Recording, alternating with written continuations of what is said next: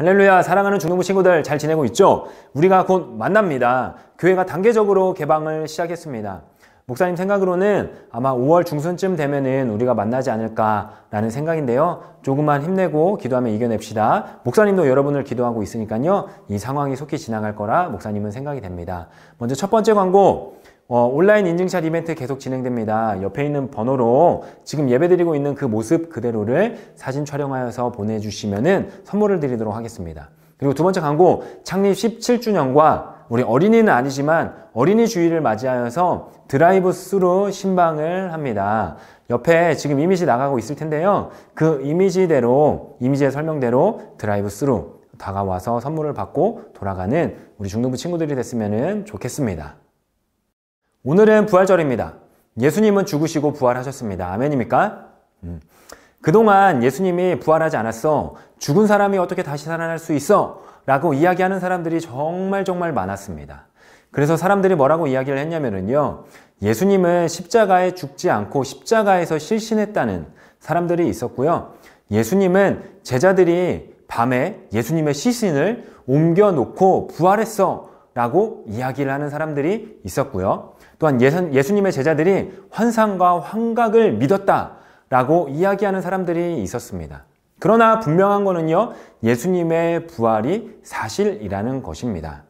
예수님은 죽은 자 가운데서 다시 살아나셨다 라고 이야기하고 있는 수많은 증거들과 수많은 사람들이 있기 때문에 예수님의 부활은 사실입니다. 부활은 기독교 신앙의 출발점입니다. 예수님의 부활이 거짓이라면은 우리의 교회가 어떻게 있을 수가 있겠습니까? 그리고 우리가 어떻게 있을 수 있겠습니까? 지난 세월 동안 정말 많은 사람들이 부활이 사실이 아니라고 밝혀내려고 많은 노력을 했습니다. 그런데 다 입증하지 못했습니다. 그렇기 때문에 부활은 분명한 사실입니다. 오늘 고린도 전서는요, 고린도 교회에게 보내는 편지입니다. 특별히 15장은 예수님의 부활에 대하여 이야기를 하고 있는데, 그렇다면 왜 바울이 예수님의 부활에 대하여 이야기를 하고 있을까요? 그들도 부활을 믿지 못했기 때문입니다. 그러면서 이렇게 설명합니다. 만약에 예수님이 부활하지 않으셨다면 이라고 이야기를 하고 있습니다. 만약 예수님이 부활이 거짓이면은 예수님의 복음은 헛것이 되고 우리의 믿음은 거짓이 되어야 하는 것입니다. 알맹이가 없고 가치가 없다. 그리고 속이 빈 껍데기다 라고 이야기할 수 있는 것이죠. 또 그리스도가 부활하지 않으셨다면 하나님의 아들이라는 것도 거짓이 돼야 되는 거고, 동정녀 마리아에게서 난 것도 거짓이고, 또한 예수가 우리를 위해 죽으셨다는 그 죽음도 거짓이 되어야 합니다. 여러분은 부활하신 예수 그리스도를 믿습니까? 아멘입니다. 우리가 알아야 할 분명한 거는요, 예수님의 부활이 사실이라는 것입니다. 여러 측면에서 또한 여러 증거와 증인들을 보면은 알 수 있는 것이죠. 먼저 제자들을 보면은요, 예수님이 죽으시고 십자가에서 모진 고통을 당할 때 그들은 먼저 뿔뿔이 흩어졌습니다. 혹시라도 붙잡혀 예수님처럼 고난을 받을까봐 모른다라고 이야기를 했습니다. 그런 제자들이 죽음을 무릅쓰고 예수님의 그 부활의 소식을 전하고 또한 선전하고 다녔을까요? 부활의 예수님을 만났기 때문에, 또한 그것들이 진짜이기 때문에 제자들은 기쁨으로 전하고 있는 것입니다. 그리고 예수님의 부활이 세상을 당장 바꾸지는 못했지만 제자들의 삶은 송두리째 변화시켰습니다. 제자들이라는 그 증인들이 있기 때문에 부활이 사실이라고 믿을 수 있는 것입니다. 그리고 오늘 고린도전서를 기록한 바울을 봐도 부활이 사실이라는 것을 알 수 있습니다. 바울은 고린도전서뿐만 아니라 수많은 서신서를 기록했습니다. 그는 먼저 그리스도인을 죽이려고 했던 바리새인이었습니다. 유대인이었고 율법주의자였습니다. 그가 어떻게 사도가 될 수 있었고 그리스도의 복음을 전하는 삶을 살아갈 수가 있었겠습니까? 바로 부활의 주님을 만났기 때문입니다. 부활의 주님, 그 부활의 하나님을 예수 그리스도의 아들로 믿고 받아들였기 때문에 가능한 일입니다. 증인들의 변화, 또한 제자들의 순교, 그리고 그들을 통해서 세워진 교회, 바로 이것이 부활의 증거입니다. 주님이 부활하지 않으셨다면 도무지 일어날 수 없었던 일들입니다. 예수님은 분명히 사망 권세를 이기시고 부활하셨기 때문에 제자들과 사도 바울과 또한 그 시대의 교회에 열매가 있는 것입니다. 그렇다면 부활은 우리에게 어떤 의미가 있을까요? 바로 예수님께서 부활하셨기 때문에 우리의 믿음이 헛된 믿음이 아니라 참된 믿음이 되는 것이고, 또한 예수님이 부활하시고 우리의 죄값을 다 치르셨기 때문에 우리가 구원받고 영원한 생명을 얻게 될 수 있었던 것입니다.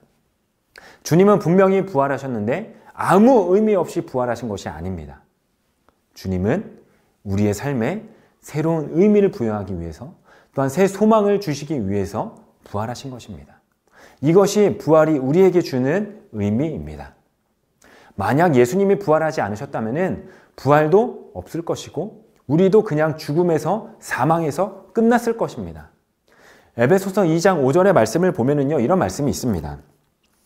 허물로 죽은 우리를 그리스도와 함께 살리셨고 라는 말씀이 있습니다. 부활은 단지 예수님이 우리를 위해서 십자가에서 죽으셨고 부활하셨다, 그것을 입증하는 것뿐만이 아니라 죽을 수밖에 없었고 사망의 자리로 갈 수밖에 없었던 우리와 그 주님이 함께 살리시는 것입니다. 따라서 예수님의 죽음을 믿고 부활을 믿는 사람들 안에는 부활의 새 생명이 이 안에 주어지게 되는 것이고, 그렇기 때문에 날마다 강건하여지고 또한 그리스도께 순종하는 삶을 살아갈 수 있게 되는 것입니다. 이것이 부활이 우리에게 주는 의미이고 메시지입니다. 비록 여전히 육신은 죄 아래, 죄의 영향 아래 살아가지만 우리는 영적으로 새로운 사람, 새 생명, 거룩한 생명으로 다시 태어나게 된 것입니다. 이처럼 부활은 우리를 성숙하게 하고 성장하게 하고 또한 부활을 통해서 그 능력이 우리에게 주어짐으로 인하여 우리는 부활의 예수님, 그 새 생명으로 이 땅을 살아가는 것입니다. 오늘은 부활절입니다.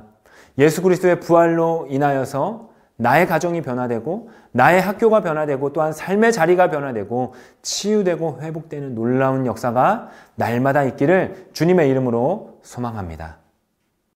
오늘의 성경 통독은 창세기 9장입니다. 우리 함께 드라마 바이블을 통하여서 창세기 9장을 읽어보도록 하겠습니다. 제9장.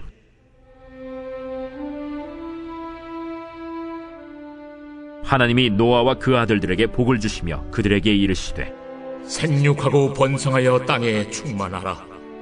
땅의 모든 짐승과 공중의 모든 새와 땅에 기는 모든 것과 바다의 모든 물고기가 너희를 두려워하며 너희를 무서워하리니 이것들은 너희의 손에 붙였음이니라.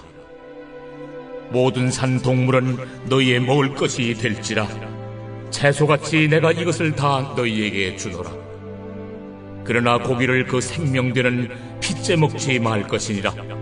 내가 반드시 너희의 피 곧 너희의 생명의 피를 찾으리니 짐승이면 그 짐승에게서 사람이나 사람의 형제면은 그에게서 그의 생명을 찾으리라. 다른 사람의 피를 흘리면 그 사람의 피도 흘릴 것이니 이는 하나님이 자기 형상대로 사람을 지으셨음이니라. 너희는 생육하고 번성하며 땅에 가득하여 그 중에서 번성하라. 하나님이 노아와 그와 함께한 아들들에게 말씀하여 이르시되 내가 내 언약을 너희와 너희 후손과 너희와 함께한 모든 생물 곧 너희와 함께한 새와 가축과 땅의 모든 생물에게 세우리니 방주에서 나온 모든 것 곧 땅의 모든 짐승에게니라. 내가 너희와 언약을 세우리니 다시는 모든 생물을 홍수로 멸하지 아니할 것이라. 땅을 멸할 홍수가 다시 있지 아니하리라.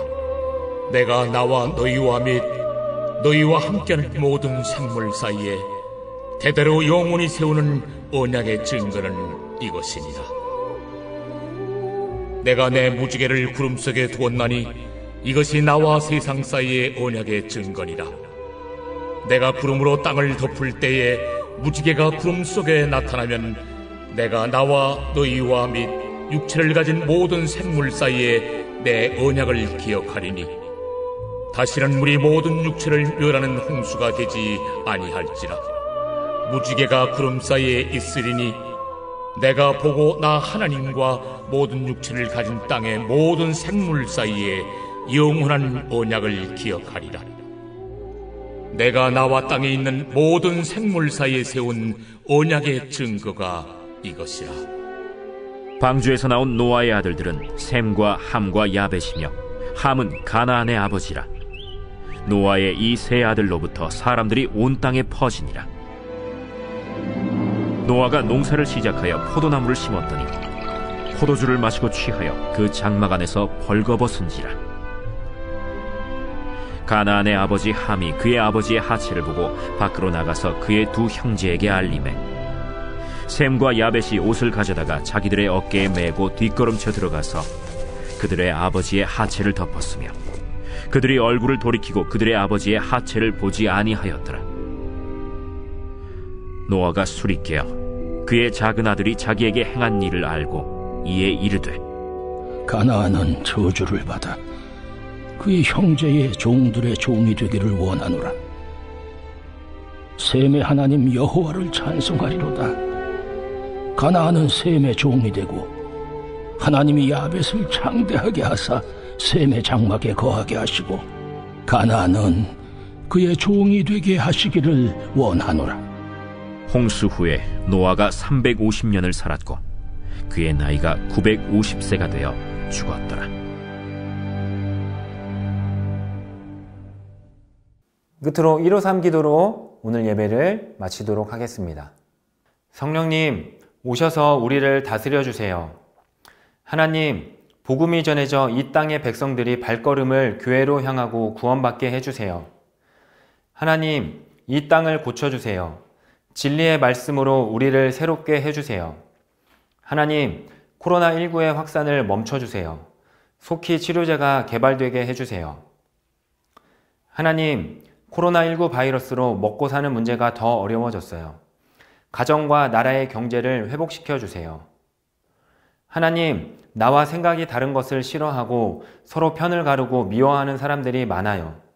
서로 이해하며 사랑하고 용서하는 나라, 화합하는 나라가 되게 해주세요. 하나님, 이 땅에 사탄이 주는 생각과 나쁜 행동, 더러운 문화들이 끊어지고 거룩하신 하나님을 닮아 올바른 교육과 좋은 문화들이 가득하게 해주세요. 하나님, 저에게 성령의 기름을 부어주세요. 하나님, 성령의 능력이 내 안에 있기를 원해요. 복음으로 나를 새롭게 해주시고 복음을 전파하는 증인이 되게 해주세요. 하나님, 성령님의 도움으로 말씀을 사랑하고 말씀을 깨닫고 말씀에 순종하게 해주세요. 하나님, 나의 약함과 질병, 상처를 고쳐주시고 코로나19로부터 건강하게 지켜주시고 오늘도 하나님이 주신 평강과 기쁨과 능력을 누리며 살게 해주세요. 하나님, 나와 가족의 필요를 채워주세요. 염려하지 않고 필요한 것을 기도하며 하나님께 맡기는 믿음의 사람이 되게 해주세요. 하나님, 저도 예수님처럼 용서하고 사랑하는 사람이 되게 해주세요. 하나님, 깨끗하고 아름다운 하나님을 닮게 해주세요. 사탄이 주는 생각과 나쁜 행동들로부터 보호해 주셔서 하나님께 영광 돌리게 해주세요. 살아계신 예수님의 이름으로 기도합니다. 아멘.